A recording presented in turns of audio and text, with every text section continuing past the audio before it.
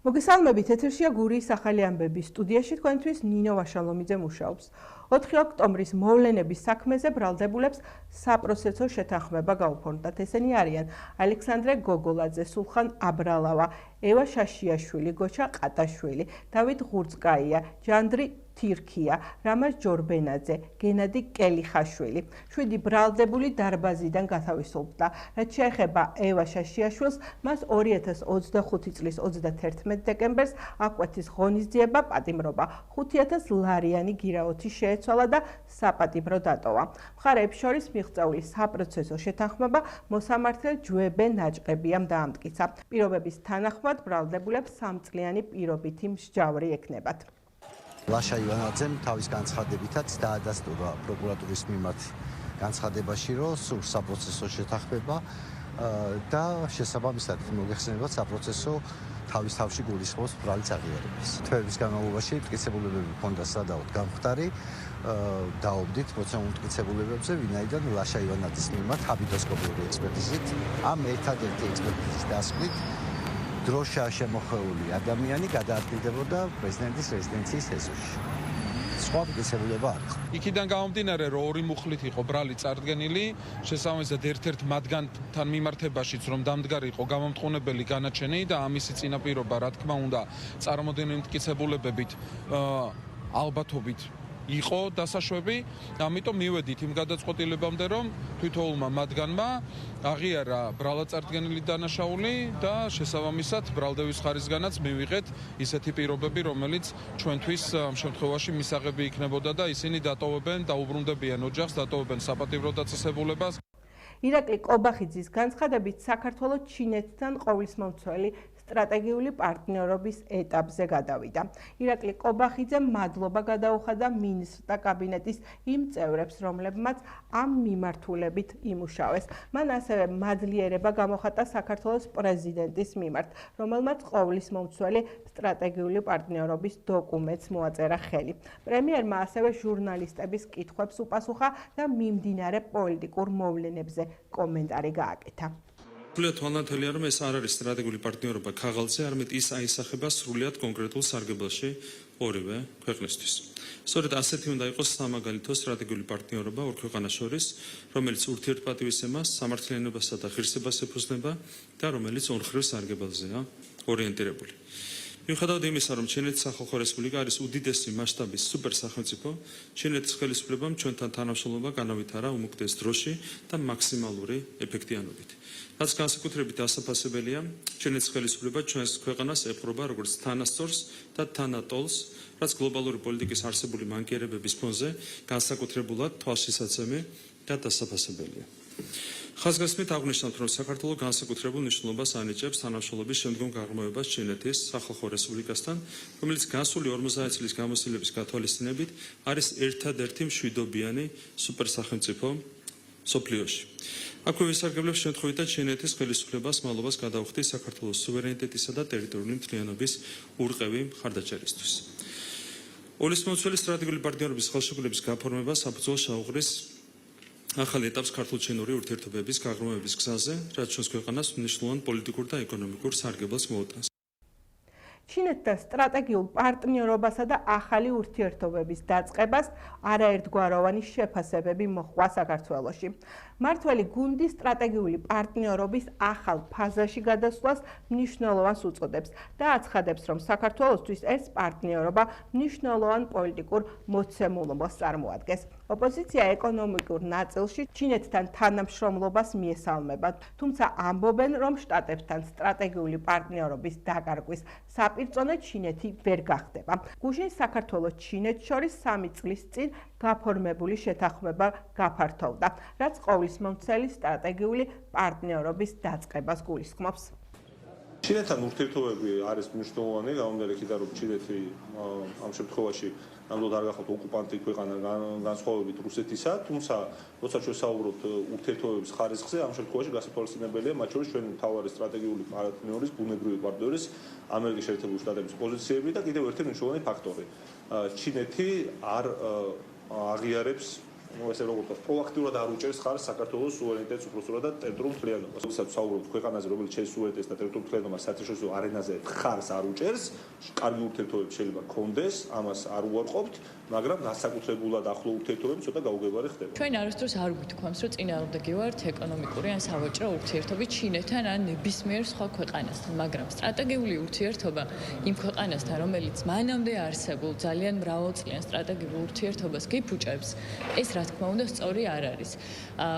ერთხელ მაინც თუ კითხეს ჩინეთს, კითხვა თუ დაუსვეს, რატომ არ დაუჭირა ჩინეთმა გაეროში საქართველოს ტერიტორიული მთლიანობის და სუვერენიტეტის მხარდამჭერ რეზოლუციას მხარი.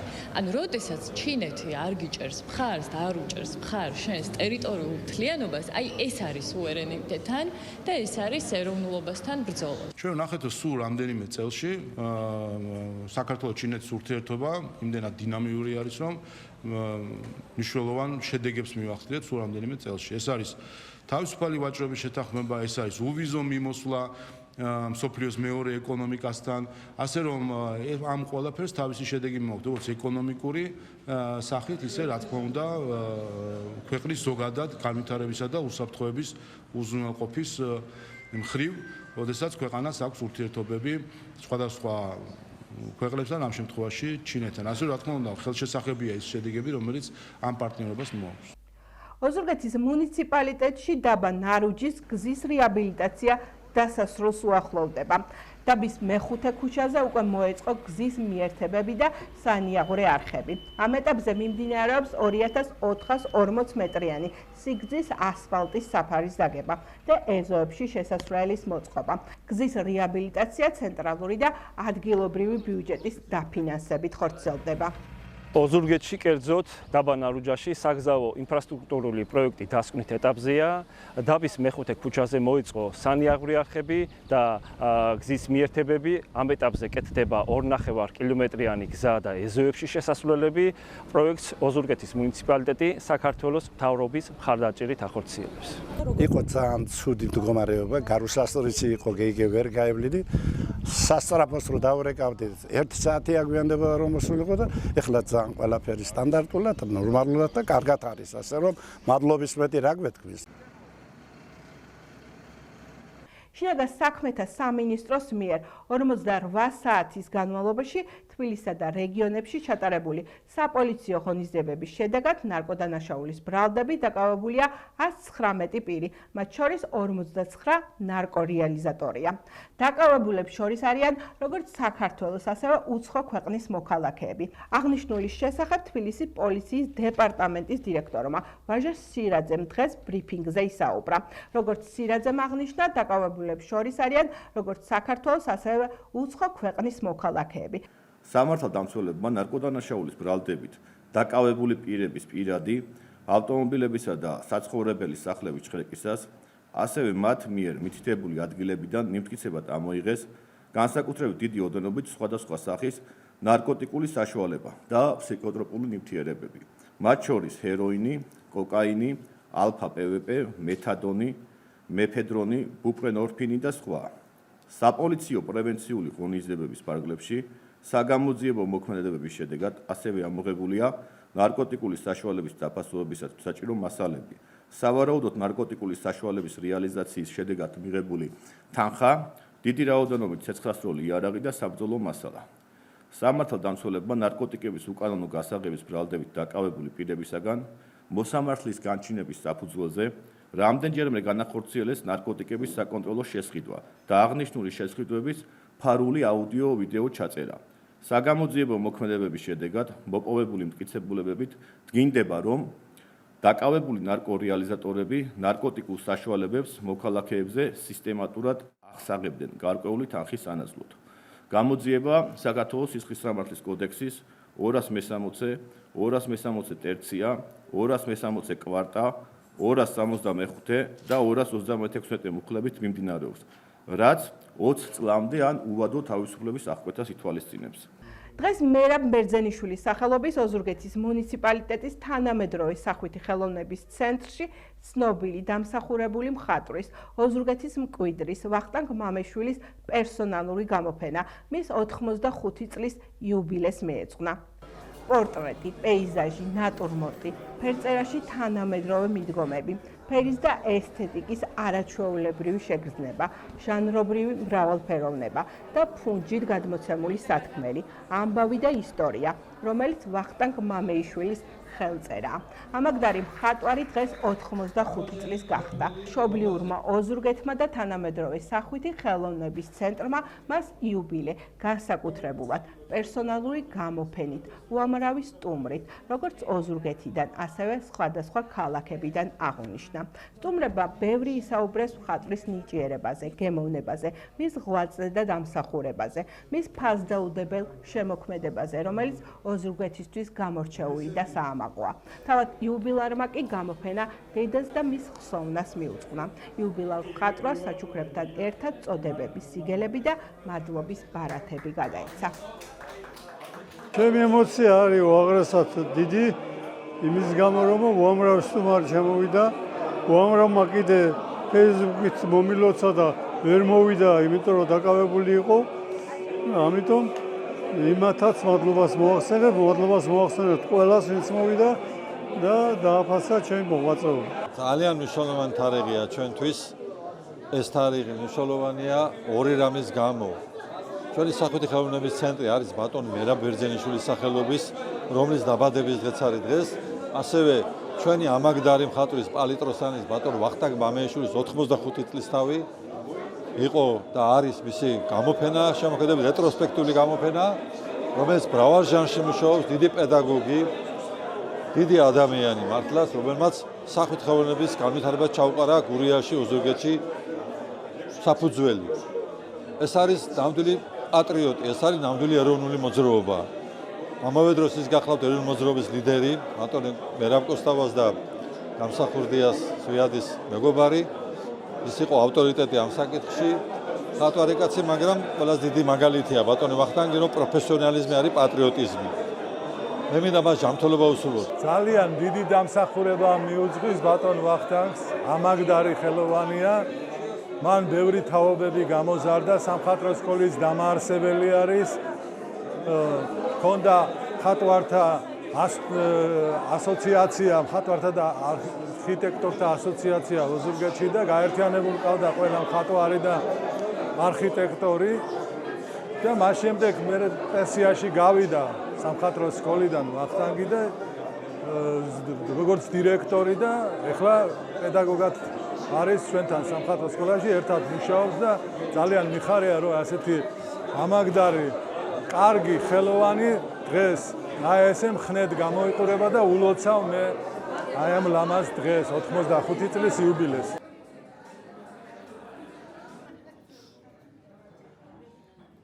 რაზე დუმს ადამიანი აღნიშნული სახელწოდებით და ფოტო და ვიდეო არტით ოზურგეთის ნომერ 4 საჯარო სკოლის მე-9 კლასელებმა და ხელოვნების პედაგოგმა ეკატერინე ოსტროვსკამ პროექტი შექმნა. დღეს მე-4 სკოლის ყველაზე თავისუფალ და ინტელექტუალურ სივრცეში ეკა მასწავლებელმა და მე-9 კლასელებმა მიგვიპატიჟეს და თავიანთი სათქმელი, ფოტოებით და ვიდეო რგოლით დუმარეთ გვითხრეს. პროექტის სახელწოდებაც ეს გახდათ, რაზე დუმს ადამიანი. ბავშვებმა თავიანთი ნაფიქრი ეკა ოსტროვსკასთან ერთად მთლიანობად აქციეს და საზოგადოებას უთქმელად გაუზიარეს. ვიდეო რგოლის ჩვენებას და ფოტოების ხილვას დისკუსია მოჰყვა. მართლაც რაზე დუმს ადამიანი? დუმს სევდისას, ტკივილისას, წყენისას, სიხარულისას, პროტესტის დროსაც და თქვენ წარმოიდგინეთ სიყვარულის დროსაც. ითქვა ისიც, რომ თავარია ეს დუმილი უმოქმედობად არ იქცეს და მან ასახვა პოზიტიურ ქმედებაში ჰპოვოს. ეს პროექტი ეხებოდა იმას, თუ რაზე დუმს ადამიანი და რატო უჭირს ზოგადად ადამიანებს თავიანთი გრძნობების გამოხატვის. ამ თემის საშუალებით გვინდოდა ადამიანები დაგვეფიქრებინა დუმილის მნიშვნელობაზე. და ვფიქრობ გამოგვივიდა კიდეც და მადლობას ვუხდი ეკატერინე მასწავლებელს ამ შესაძლებლობისათვის. ვით ეკატერინე მასწავლებელს ძალიან დიდი წვლილი მიუძღვნის, რომ ეს პროექტი შედგა ისე, როგორც საჭირო იყო. მან არაჩვეულებრივი იდეა მოგვაწოდა და მინდა ჩემს თანაკლასელებს გადაუხადო ასევე დიდი მადლობა, იმიტომ რომ ჩვენ თითოეულმა ჩვენთაგანმა ძალიან დიდი შრომა ჩავდეთ ამ ყველაფერში და ვთვლით, რომ თავარი დატვირთვა რაც ჰქონდა ამ პროექტის, რომ ხელოვნება არის უმნიშვნელოვანესი რამე თითოეული ადამიანის ცხოვრებაში და ხელოვნებას შეუძლია გადმოცეს ის, რასაც ადამიანი სიტყვებით ვერ გადმოცემს, მივიტანეთ ეს დამსწრე საზოგადოებასთან ისე, როგორც ჩანაფიქრში ვქონდა. რაზე დუმს ადამიანი, ეს კითხვა ძალიან ხშირად ისმის და ჩვენი პროექტი სწორედ ამას ეძღვნებოდა, ეს იყო ფოტო, ვიდეო გადაღებასთან დაკავშირებული პროექტი, სადაც ბავშვებმა ძალიან აქტიურად იმუშავეს. თავიანთი დუმილი გამოიტანეს საჯაროდ, ესა რა ვთქვათ და ვფიქრობ, რომ საკმაოდ წარმატებული იყო და შედეგია ის ყველაფერი. პროექტით რაზე დუმს ადამიანი, მათ უკვე თავიანთი სათქმელი თქვეს, მოიტანეს ჩემამდე ის, რასაც განიცდიან. მე დღეს ბევრი რამ გავიგე და ძალიან დიდი მადლობა ბავშვებს ამისთვის.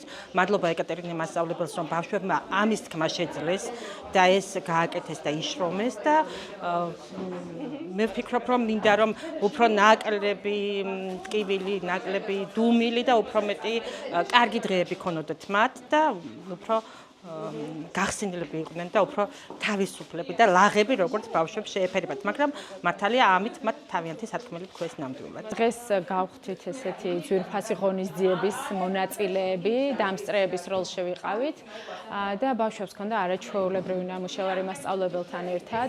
ეს არის თემა თუ რაზე დუმს ადამიანი, ძალიან სიღრმისეული, სევდიანი, დამაფიქრებელი და ძალიან მიხარია რომ მასწავლებელმა მოახერხა რომ აი ბავშვები ამ ასაკში მე-9 კლასელები დააფიქრა თემაზე, რაც ესეთი სენსიტიურია და ძალიან მნიშვნელოვანია და ამ ასაკისთვის და ამ თაობისთვის განსაკუთრებით და მე როგორც სპეციალისტმა შემიძლია ვთქვა, რომ ეს ბავშვებისთვის არის წინ გადადგმული ნაბიჯი ესეთ სენსიტიურ თემაზე კიდევ უფრო სიღრმისეულად დაფიქრდნენ და გააკეთონ თავიანთი დასკვნები. ძალიან საჭიროც და აუცილებელიც ალბათ ეკატერინე ძალიან დიდი მადლობა რომ აი ეს მუხტი გააღვივა, რასაც შემოქმედებითობა ქვია ბავშვებში და კიდევ ერთხელ გავმეორდები რომ ბავშვები ეს არიან ჩვენი მომავალი ცხოვრება, ჩვენი მომავლის შემქმნელები და ძალიან მნიშვნელოვანია ყველა ინსტიტუციამ შეუქმნას ხელი შეუწყოს ბავშვების შემოქმედებითი მუხტის განვითარებას, ეს ძალიან მნიშვნელოვანია და დღევანდელი ეს ესე ვთქვათ პროექტი, რომელიც ბავშვებმა წარმოადგინეს, ნათლად ცხადყოფს იმას, რომ ჩვენი ბავშვები არიან უნიჭიერესები, ჩვენი ბავშვები არიან ძალიან დიდი პოტენციის მქონე ადამიანები და მათ სჭირდებათ საზოგადოების მხრიდან, როგორც მშობლებს, როგორც მასწავლებლებს, ყველა ინსტიტუციას მხარდაჭერა, რომ განვითარდეს მათი ეს პოტენციალი და პიროვნულად განვითარდნენ, წაყვნენ ხელოვნების სხვადასხვა დარგებს და თქვან სათქმელი, რაც მათ მნიშვნელოვნად მიაჩნია. ახლა ჩვენს ეთერში ამინდის დროა. ხოლო ზურგეთში წვიმაა ნავარაუდევი და ჰაერის ტემპერატურა +20 გრადუსი. ჩოხატაურშიც უმეტესად იწვიმებს და ჰაერი 23 გრადუსამდე გათბება. რაც შეეხება ლანჩხუთს, აქ ყველაზე მაღალი ტემპერატურა 28 გრადუსია დაფიქსირებული და ალაგ-ალაგ იწვიმებს. გადავიდეთ საკურორტო ზონებზე. ურეკში წვიმა და 23 გრადუსია ნავარაუდევი. ბახმაროშიც იწვიმებს და ჰაერი 14 გრადუსამდე გათბება.